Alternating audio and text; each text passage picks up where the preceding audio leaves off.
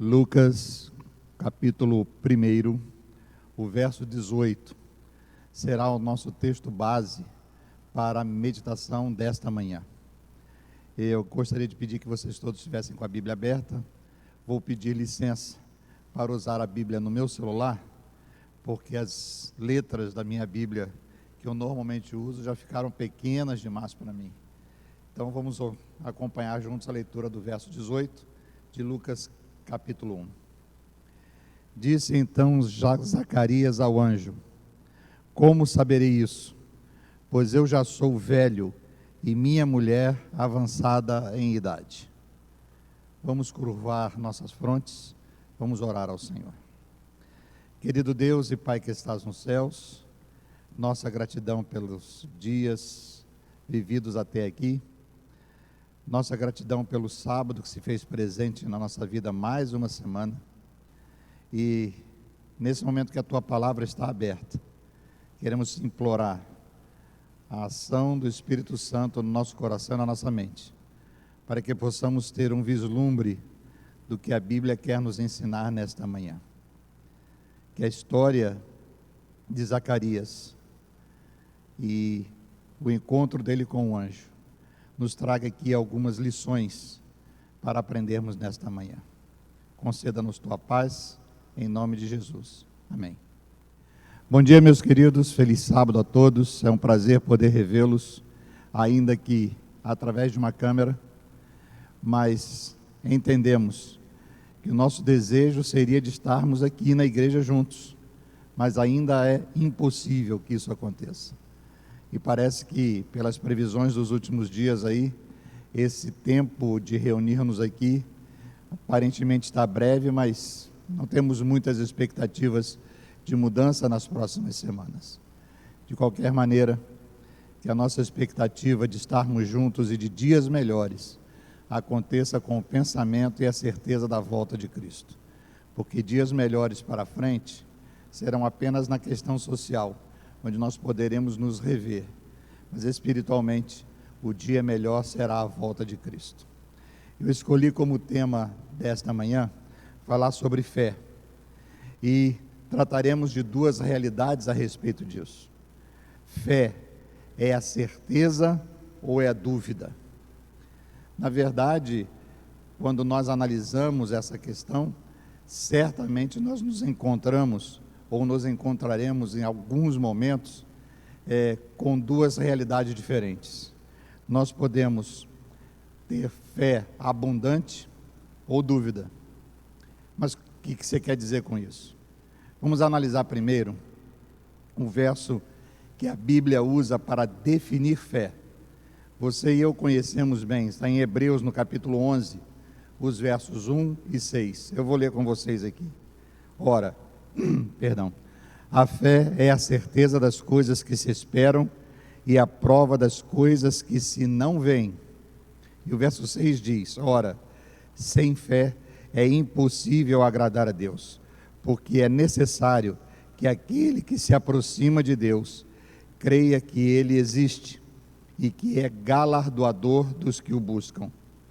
Eu busquei na internet um sinônimo ou uma outra palavra para galardoador. É aquele que recompensa, é aquele que premia. Então, fé é uma recompensa ou é um prêmio. Vamos considerar um pouco sobre as impressões da palavra fé. É possível, que as pessoas achem que essa palavra é abstrata. Por quê? Porque a fé a gente não toca, a fé a gente não vê, a fé não tem forma, não tem cor, não tem cheiro. No entanto, a Bíblia fala sobre ela como algo real, tangível. A fé te salvou, diz o Senhor Jesus. Então existem algumas nuances da palavra fé que podem ser consideradas abstratas e outras real. Uma pergunta se faz necessária: o que se espera, ou o que você e eu esperamos que a fé produza? Temos dois ângulos para verificar isso. Pelo ângulo divino, ela espera que nós tenhamos uma entrega total a Deus. Pelo ângulo humano, a fé é uma confiança irrestrita na palavra de Deus. Como se processam essas coisas? Ou seja, entrega e confiança. Lembram-se do que diz em Romanos capítulo 10, versículo 17? Ora, a fé vem pelo ouvir, o ouvir a palavra de Deus. Então, o processo de solidificação, de fortalecimento, da entrega e da confiança a Deus, através da fé, pelo que diz o texto de Romanos, é pelo ouvir e ouvir a palavra de Deus. Eu posso então deduzir que a fé é um exercício, é alguma coisa que não é estática, é uma coisa que pode estar em movimento constante. E esse exercício deve ser feito para que a fé seja fortalecida. Que exercício? A leitura da palavra de Deus, ouvir a palavra de Deus. Vou dar uma outra forma para isso. Comunhão contínua com Deus é o segredo. Então, até aqui, nós entendemos, ou pelo menos aprendi isso, que o exercício da fé é aquele método, é a maneira pela qual nós podemos fortalecer nossa confiança e nossa entrega a Deus. Como é que a fé, surge ou acontece? Se você é daqueles que considera que a fé é abstrata, como é que eu vou tocá-la? Como é que eu vou exercitá-la? Eu tenho outro verso que fala sobre fé. É Efésios capítulo 2, versículo 8. Na verdade, o contexto desse texto que falei é sobre a graça. Mas ele usa a palavra fé no meio desse verso como se fosse um meio pelo qual, um instrumento pelo qual. Então, eu vou ler o texto, vamos rever o texto. Diz assim: porque pela graça sois salvos, por meio da fé, e isso não vem de vós, é um dom de Deus. Lembra dos sinônimos que eu usei da palavra galardoador? Né? Aquele que concede, aquele que presenteia. Então, a fé é um dom de Deus, que não é inerente a nós seres humanos.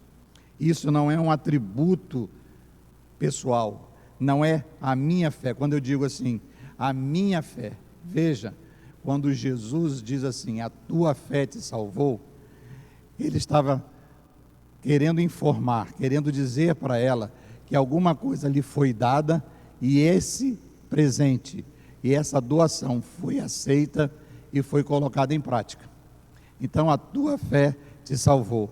Ela não é minha, ainda que a palavra seja tua fé, isso possa parecer incongruente, mas a gente precisa entender que fé é um instrumento pelo qual Deus concede a nós um sentimento, através da informação da sua palavra, para solidificar aquilo que eu quero, ou aquilo que eu quero entender.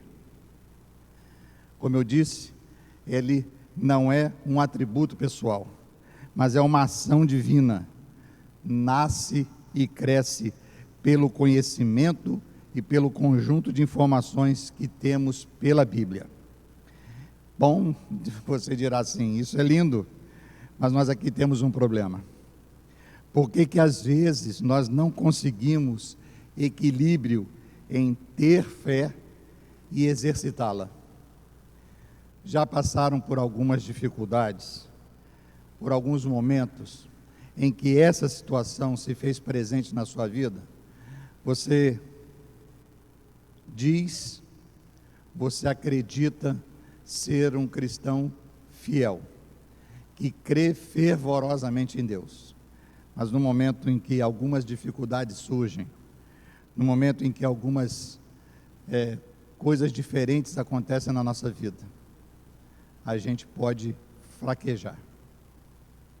Em que momentos esse contraste entre exercitar a fé e ter fé acontece? Por exemplo, no desemprego. na doença, na perda de um ente querido. Se você está acompanhando bem o meu raciocínio, querido, pode estar se perguntando agora: se fortalecer a fé se dá pela comunhão com Deus e a sua palavra, eu posso entender que se fraquejei na fé em algum momento, é porque eu não estou em plena comunhão com o Senhor. Entenderam o pensamento? Se eu aprendi até agora que o fortalecimento da fé é a comunhão, é através da comunhão com a sua palavra, e num determinado momento que eu tinha que exercitar a minha fé, que eu tinha que ser forte, eu não fui, provavelmente é porque a minha comunhão com Deus em algum momento diminuiu, não existe, está de certa forma fraca. Será que é por causa disso que eu não consegui exercitar a fé, uma vez que ela é um exercício, uma vez que ela é o resultado da minha comunhão com Deus? É isso aí, querido, você está certo, é isso mesmo que acontece. Então, Luiz, se me mantiver ligado ao Senhor, pensará você, em plena comunhão, a fé será fortalecida e não mais cairei em descrédito e fraquejarei novamente? Se, assim como num passe de mágica, eu descobri que para fortalecer a minha fé, eu preciso manter minha comunhão com Deus através da sua palavra, é isso e nunca mais vai acontecer nada? Amados, eu queria dizer para vocês o seguinte: isso aqui não é um programa de culinária, né? A gente não tem receitas prontas, bota tantos gramas disso, tantos gramas daquilo. Essa questão do exercício da fé, da qualidade da minha fé, da quantidade da minha fé, certamente que é algo muito pessoal, porque cada um de nós é diferente entre si. Nós não temos reações iguais, nós não temos momentos em que podemos reagir de formas diferentes sobre aquele mesmo ângulo. É possível que nos exemplos que eu dei, de desemprego, doença ou perda de um parente, as pessoas reagem diferentemente. E às vezes, e eu já vi muito isso, você talvez tenha visto, no sepultamento de um parente, alguns debulhando em lágrimas, sofrendo horrores, e outras pessoas encarando aquilo com muita naturalidade. E aí a gente pode até perguntar: puxa vida, não gostava dele, não tinha sentimento? Pode até usar a expressão fé, mas como fé a gente deduziu que é uma questão de relação com Deus, é uma questão de confiança, é um exercício da relação com Deus. Cada um tem uma reação diferente. E a gente trouxe para essa manhã um texto de Lucas capítulo 1, a gente só leu até aqui o verso 18, mas eu queria convidar você agora para lermos o contexto inteiro. Então nós vamos ler a partir do verso 5, para nos inteirarmos perfeitamente de qual é o contexto dessa história, que chegou até o verso 18. A princípio, nós vamos ler, e eu queria que você pensasse bem em dois versos, que eu quero destacar, o verso 6 e o 10. Ao longo da leitura, preste bem atenção neles. Vou ler a partir do verso 5. Existiu no tempo de Herodes, rei da Judéia, um sacerdote chamado Zacarias, da ordem de Abias, e cuja mulher era das filhas de Arão, e o nome dela era Isabel. E eram ambos justos perante Deus, vivendo irrepreensivelmente em todos os mandamentos e preceitos do Senhor. Esse verso nos diz que esse casal era fiel a Deus, obediente à sua palavra e que mantinham plena comunhão com Ele. Todos os ingredientes necessários para que a sua fé não fraquejasse. Verso 7. Não tinham filhos, porque Isabel era estéril, e ambos eram avançados em idade. E aconteceu que, exercendo ele o sacerdócio diante de Deus, na ordem da sua turma, segundo o costume sacerdotal, coube-lhe em sorte entrar no templo do Senhor para oferecer o incenso. E toda a multidão do povo estava fora, orando à hora do incenso. Ora, e toda a multidão do povo estava fora, orando à hora do incenso. Observe, a atmosfera que cercava o lugar, a atmosfera que cercavam as pessoas, era de confiança em Deus, porque estavam orando a Ele. Verso 11. Então um anjo do Senhor lhe apareceu, posto em pé à direita do altar do incenso. E Zacarias, vendo-o, turbou-se e caiu temor sobre ele. Eu gosto muito de pensar na cena, quando a Bíblia descreve algumas atitudes, alguns atos. Estou imaginando que talvez eu pudesse tomar aqui o lugar de Zacarias. E eu estou orando, eu estou ministrando o serviço no templo. E de repente, e eu estou aqui falando para você de fé, eu estou falando para você de comunhão com Deus, e eu estou imaginando que essa seja a minha realidade, ou seja, pela comunhão da palavra, eu tenho exercitado, eu tenho feito com que minha fé se fortaleça e se fortifique na presença do Senhor. E agora eu estou aqui ministrando, lendo a palavra, porque eles certamente estariam lendo os rolos da lei, e de repente um anjo se põe de pé do meu lado, no caso aqui de Zacarias, e como diz o verso 12, Zacarias vendo, turbou-se e caiu temor sobre ele. A gente já aprendeu em alguns outros momentos que a palavra temor na Bíblia é respeito, é reverência, mas parece, a impressão que me dá que nesse texto, nesse momento, não era a reverência pelo anjo, mas sim o temor pela presença do anjo. Será que em algum momento, quando algumas coisas acontecem, você sente a presença de Deus, ela te dá medo ou te dá segurança? Ela te dá confiança ou te faz responsabilizar na mente e no coração que alguma coisa não está bem? Eu não estou fazendo uma interpretação pessoal do texto bíblico, estou apenas com a impressão que ele me dá pelas coisas que aconteceram depois. Veja o verso 13. Mas o anjo lhe disse: Zacarias, não temas, porque a tua oração foi ouvida. E Isabel, tua mulher, dará à luz um filho, e lhe porás o nome de João. Que oração Zacarias fazia? Zacarias queria um filho. Zacarias sabia que a esposa não poderia dar. Certamente, a gente não tinha uma medicina avançada naquela época para saber qual dos dois não podia ter filhos. Se atribuía a esterilidade à mulher. E talvez por causa disso, ele orasse a Deus para encontrar nele, para ganhar dele o favor de ser pai.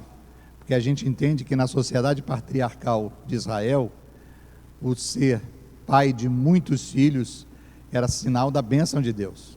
Ter muitas propriedades e riqueza era sinal da bênção de Deus. E é possível imaginar o contexto espiritual, o contexto emocional de Zacarias e da sua esposa, por não terem filhos. Então, a oração de Zacarias era para que tivesse um filho. Daí o anjo disse para ele: a sua oração foi ouvida. Isso me traz um outro ensinamento, queridos. Tem gente que diz que Deus responde de 3 maneiras: sim, não e espere.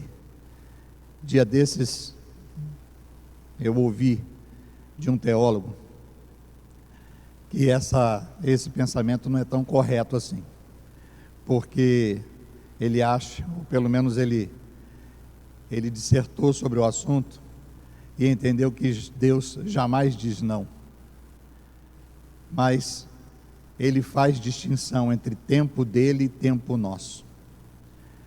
Todas as nossas orações são ouvidas, independentemente daquilo que seja.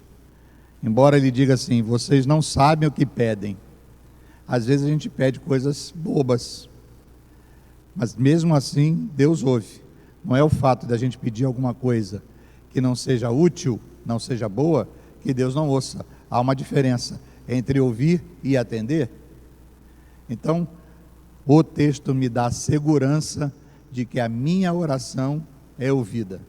E queridos, quando eu oro a Deus e quando você ora a Deus, pedindo qualquer coisa, o que você e eu estamos exercitando? Não é fé?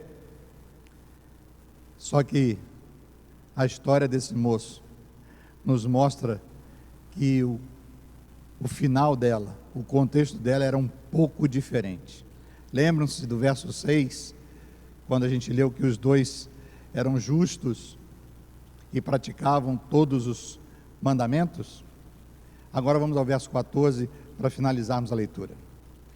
E terás prazer e alegria, e muitos se alegrarão no seu nascimento, porque será grande diante do Senhor, não beberá vinho, nem bebida forte, e será cheio do Espírito Santo, já desde o ventre de sua mãe, e converterá muitos dos filhos de Israel ao Senhor, seu Deus.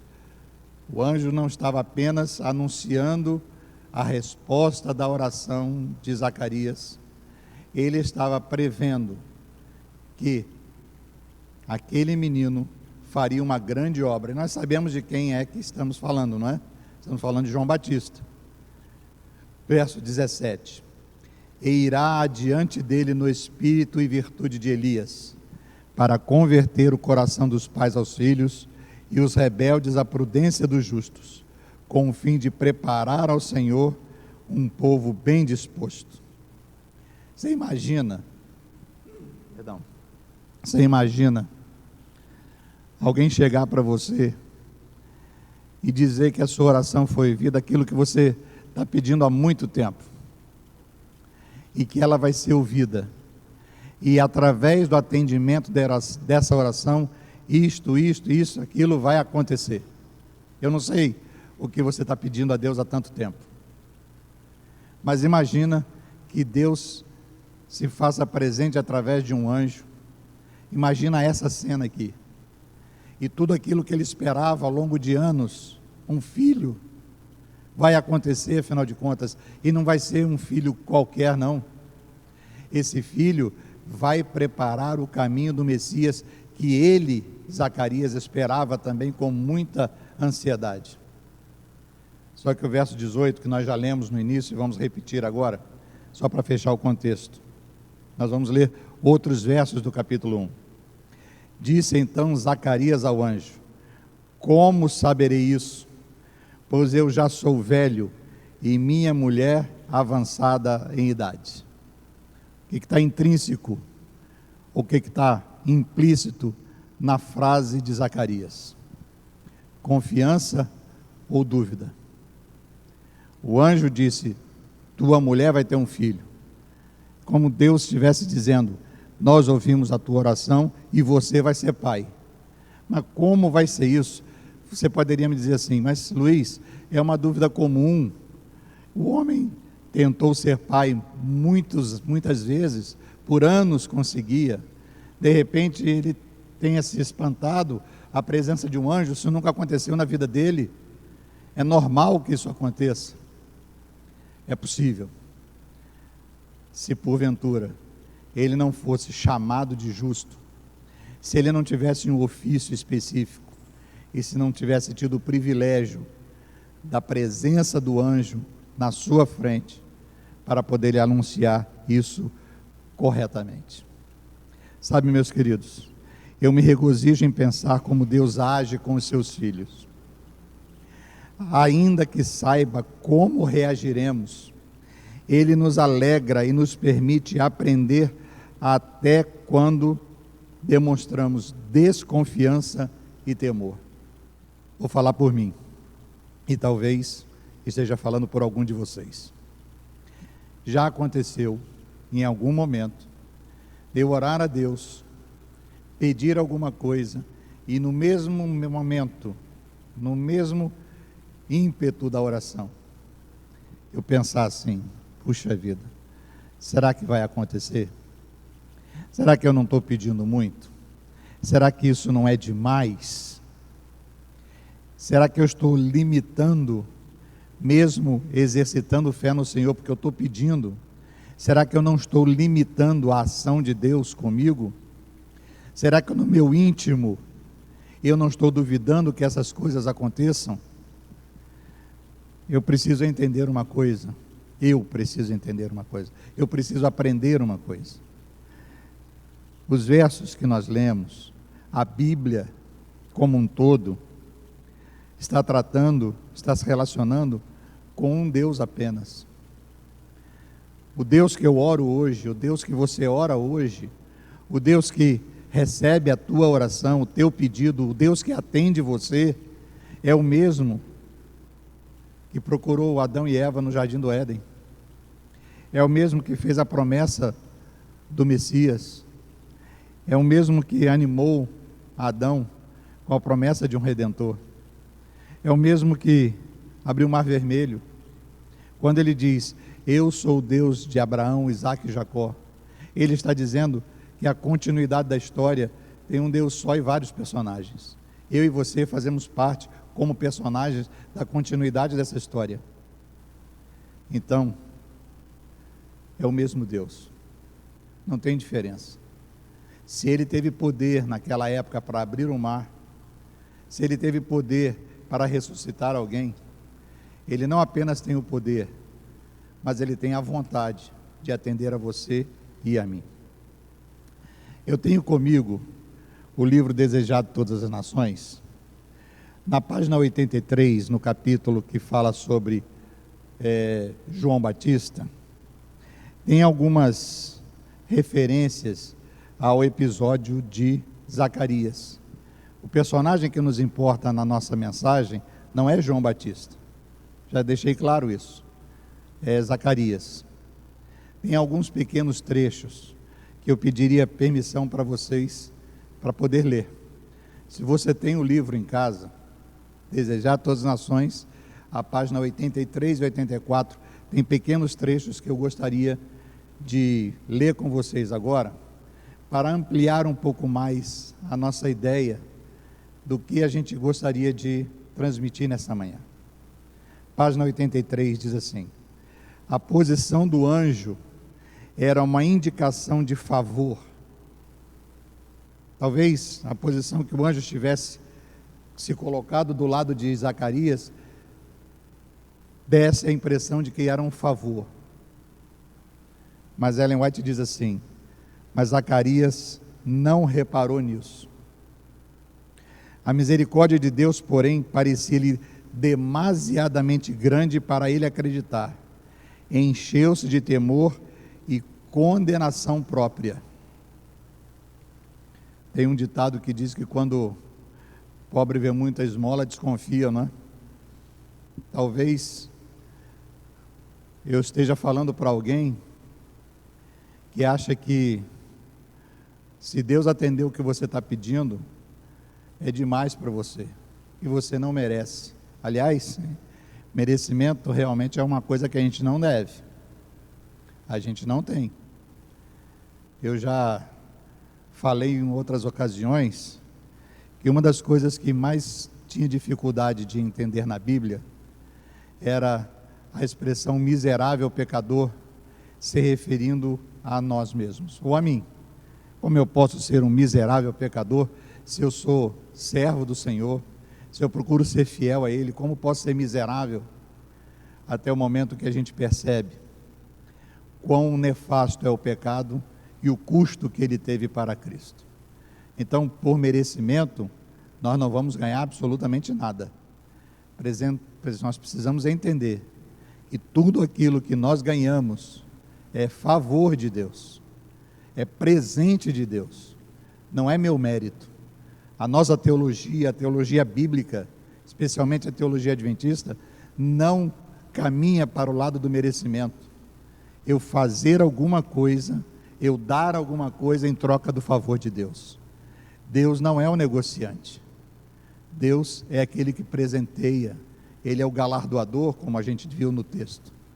A gente precisa, talvez, inverter um pouco esse sentimento de que se eu for fiel como princípio, vou ganhar o favor de Deus.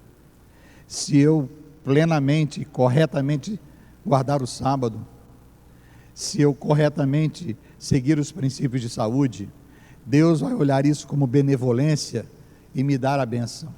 Não é assim. Deus dá a você a bênção mesmo que você não mereça. Deus dá a mim a bênção mesmo que eu não mereça.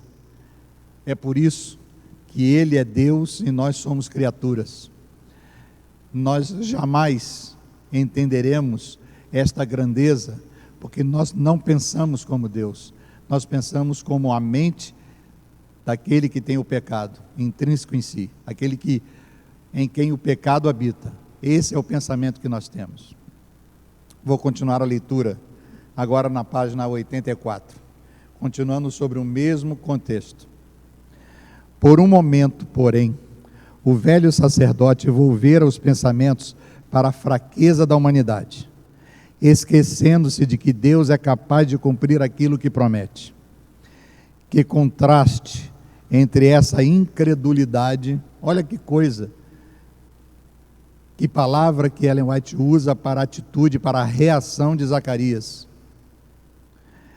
É um contraste essa incredulidade e a fé simples e infantil de Maria, donzela de Nazaré, cuja resposta ao maravilhoso anúncio do anjo foi: eis aqui a serva do Senhor, cumpra-se em mim segundo a tua palavra. O nascimento de um filho a Zacarias, como o do filho de Abraão e o de Maria, visava ensinar uma grande verdade espiritual. Verdade que somos tardios em aprender e prontos a olvidar. Somos por nós mesmos incapazes de fazer qualquer bem, mas o que não somos capazes de fazer, o poder de Deus há de operar em toda a alma submissa e crente. Por meio da fé, foi dado o Filho da promessa. Mediante a fé, é gerada a vida espiritual, e nós somos habilitados a realizar as obras da justiça. Viram aqui? A fé é o meio pelo qual nós recebemos as bênçãos de Deus. Vamos voltar para a Bíblia, os versos 19 e 20 de Lucas capítulo 1. Olha a consequência do ato ou do sentimento expressado por Zacarias. Verso 19. Respondendo o anjo, disse-lhe: eu sou Gabriel. É o mesmo que apareceu a Maria, não é? Que assiste, ou que apareceria dentro do contexto histórico aqui e da cronologia, ele apareceria a Maria ainda.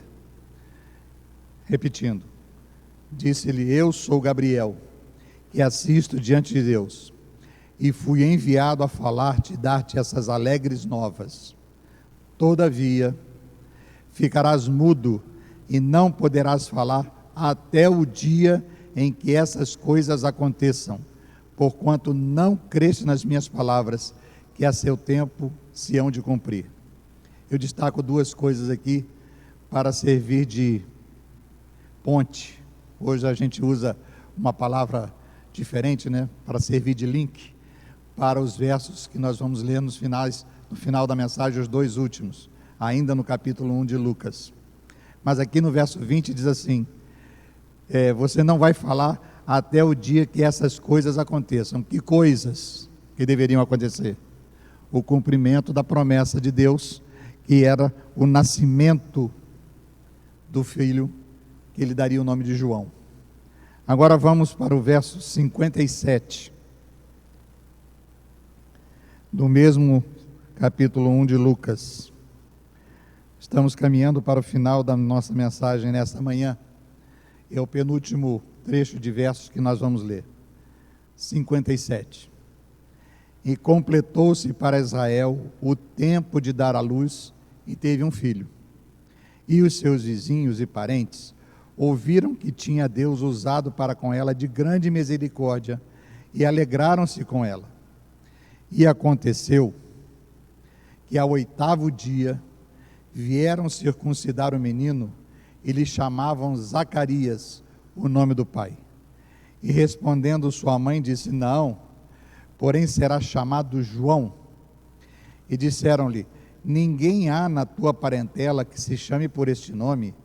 E perguntaram por acenos ao pai, como queria que lhe chamassem. E pedindo ele uma tabuinha de escrever, escreveu, dizendo: o seu nome é João. E todos se maravilharam. Logo a boca se lhe abriu, e a língua se lhe soltou, e falava louvando a Deus. O verso 20 falava do até quando essas coisas acontecessem. Então era necessário que a oração de Zacarias se materializasse. Óbvio, o anjo cumpriu sua palavra quando miraculosamente Isabel ficou grávida.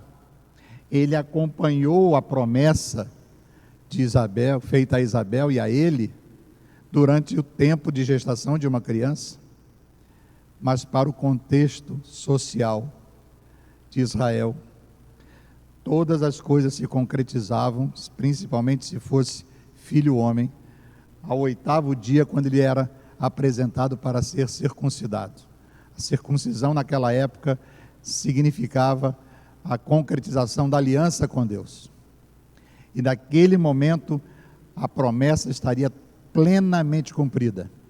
E era isso que o anjo quis dizer no verso 20, porque quando ele escreve o nome João, o texto da Bíblia diz que a sua língua foi solta e ele pôde falar, pôde reconhecer, porque o finalzinho do verso diz que ele começou a louvar a Deus, ou pelo menos ele pôde continuar louvando a Deus, e para que todas as pessoas pudessem ouvir. Quanto tempo você está esperando que uma promessa se cumpra, que a sua oração seja não ouvida? Porque a gente considerou antes que Deus ouve todas as nossas orações, mas Deus faz com que a gente entenda que existe o tempo dele e o nosso tempo. Quanto tempo você está esperando? Eu sei o das minhas, eu sei quanto tempo estou esperando a minha. Tem um exemplo nosso aqui bem recente, não sei quantos viram, quantos souberam. A irmã Júlia tem a sua mãe viva, até hoje ela tem 103 anos. E há alguns dias ela cumpriu o propósito da aliança com Deus através do batismo. Foi lindo, nós estivemos juntos, fizemos uma transmissão ao vivo lá, muitas pessoas viram. Quanto tempo você acha que a irmã Júlia orou pela sua mãe? Para que a sua mãe pudesse aceitar ao Senhor Jesus e dar alegria à família de caminharem juntas, aguardando o retorno do Senhor. Eu não sei quanto tempo, mas ao certo, né? Não sei quanto tempo ao certo, mas posso imaginar que foram muitos anos. E é possível que a experiência que eu estou citando aqui da irmã Júlia com a sua mãe, possa ser a sua experiência com seu esposo, com a sua esposa, com seus filhos, com o meu filho. Nós estamos na expectativa de que Deus tenha ouvido a nossa oração e esteja pronto a atendê-la. Mas se isso demorar, se tardar, espera-o, porque ele virá. É a promessa da Bíblia. Às vezes, eu quero fazer do tempo de Deus o meu tempo. E eu quero finalizar a mensagem desta manhã, lendo os versos 76 a 79 desse capítulo 1. É o último conjunto de versos que vamos ler hoje. E tu, ó menino, serás chamado profeta do Altíssimo, porque hás de ir ante a face do Senhor, a preparar os seus caminhos, para dar ao seu povo conhecimento da salvação na remissão dos seus pecados, pelas entranhas da misericórdia de nosso Deus, com que o Oriente do Alto nos visitou, para iluminar os que estão assentados em trevas e sombra de morte, a fim de dirigir os nossos pés pelo caminho da paz. Como eu disse no bojo do sermão, que não era apenas a resposta a uma oração. Deus preparou aquele menino para ser o precursor do Senhor Jesus Cristo, a história nos mostra isso.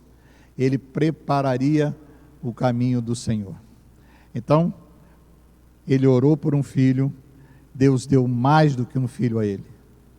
Ele deu uma pessoa importante na história da salvação. E aquele menino tinha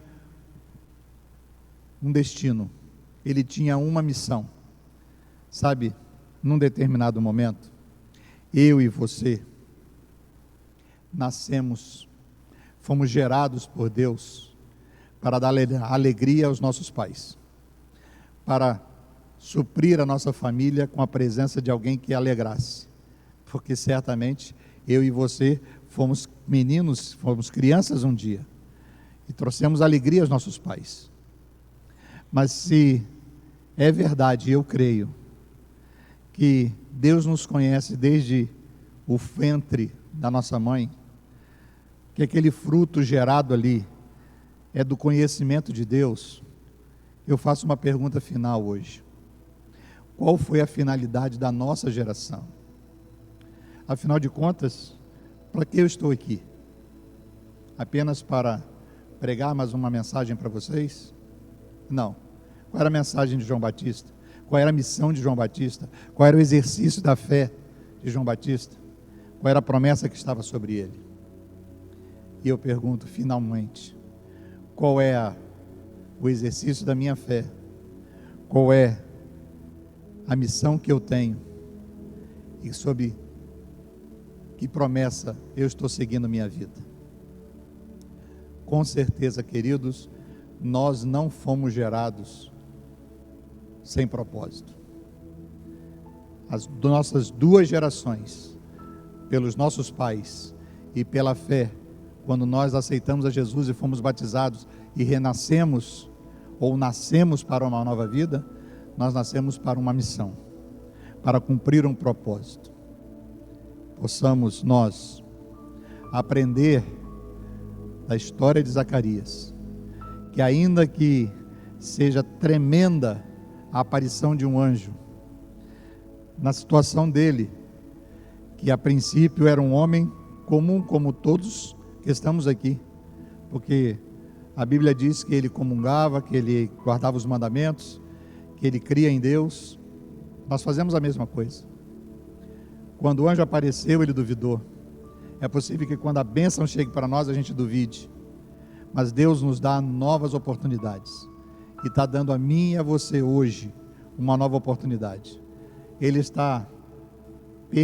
permitiu, Ele está usando os momentos desta pandemia para modificar alguma coisa no seu coração e no meu coração. A minha mente e a sua mente deve estar voltada para coisas melhores, para nós fazermos em seu favor, retribuir o presente que Deus está nos concedendo. Quero me despedir de você neste sábado, com uma prece, desejando que Deus possa usar você e a mim, fortalecendo a minha e a sua fé, através da plena comunhão da sua palavra. E é em nome de Jesus que eu faço esse pedido. Ore comigo.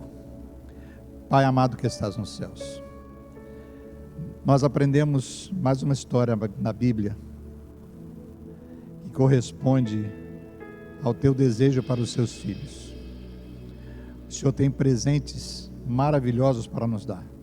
Já nos deu alguns. O maior deles, Jesus Cristo, morto na cruz pelos nossos pecados. Não temos como pagar isso, não temos como mensurar o valor disso.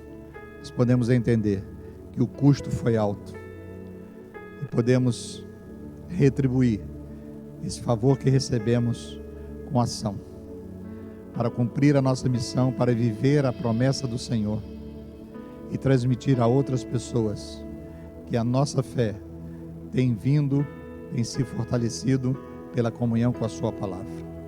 Portanto, Pai querido, usa-nos neste dia e nos próximos, até que Tu venhas e possa nos dar a concretização da tua promessa e possamos ver tua face e habitar contigo por toda a eternidade. Conceda-nos um sábado feliz nesse momento. Nós oramos em nome de Jesus. Amém.